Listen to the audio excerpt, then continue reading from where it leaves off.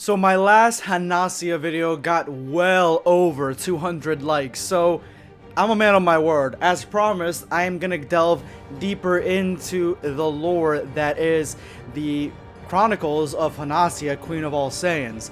And I'm gonna start with Brasca, the legendary Super Saiyan.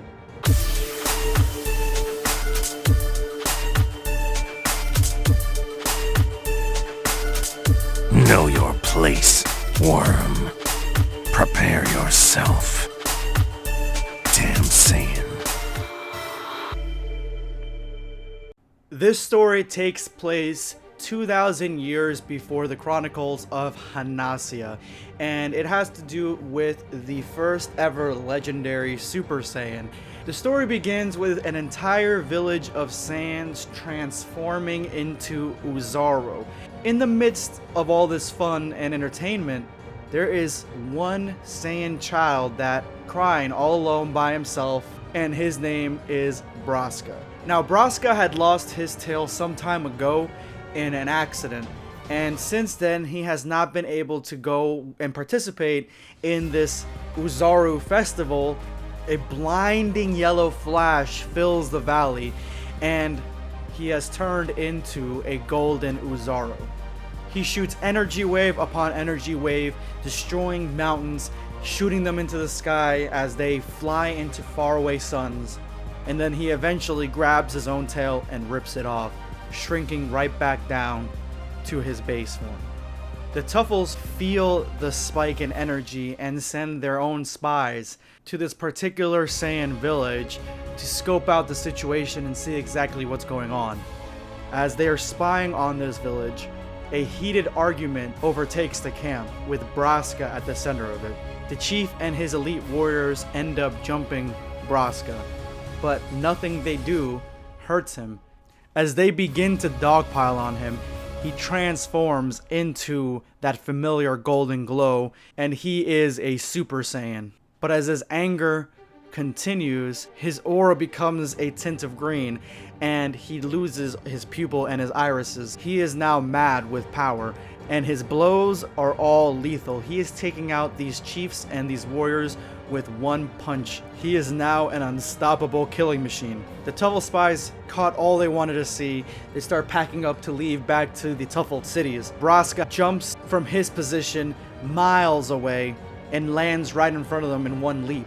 The Tuffle spies have a plan for this situation. One of them stays behind to hold this dude off, while the other one hauls ass back to the Tuffle city. But Brasca is not taking the bait. As the Tuffle that leaves seems to be in the clear, Brasca lands right behind them, grabbing onto his speeder and destroys it. Now the Tuffle that got left behind, it's his turn to leave, and he ends up fleeing as fast as he can, while the one that got caught pulls out a grenade, jumps on top of Brasca, and detonates it. And of course he's dead, but Brasca is very much alive. At this point now, he's lost track of the last Tuffle, but his attention is to the rest of the Saiyans in the valley. They have gathered hundreds of warriors now to face him, and they realize that he is the largest Saiyan that they have ever seen. What started out as a boy only hours ago, now he's a full-fledged man. And all their attempts to stop him are in vain, because he wipes them all out and moves from Saiyan village to Saiyan village, killing as many Saiyans as he can. Back at the Tuffle city, the Tuffle High Command is trying to figure out a way to defeat this monster, because if he is left unchecked, he will eventually find the Tuffle cities, bring them to ruin, and if his power keeps on growing, he will destroy Planet Plant altogether. But that's when a report comes in that quiets the room completely. Brasca is dead. Right before he was about to decimate another Saiyan village, he exploded in a fury right above it, and his body came tumbling down. It seemed like the power that he was wielding was far too much for him, and he had self-destructed in the sky. The Tuffles celebrate, but they ask themselves, how much longer will it be until they see another monster like this rise again? And in that future, will they have the weapons to stop him? This is by far one of the most interesting stories in the Chronicles of Hanasia, and I feel like it adds this prehistoric vibe to the story of the legendary Super Saiyan that most other stories wouldn't delve into. It just feels old when you read it. And if you want to read it for yourselves, I'm going to leave a link in the description below for it, so you guys can go ahead and check it out there.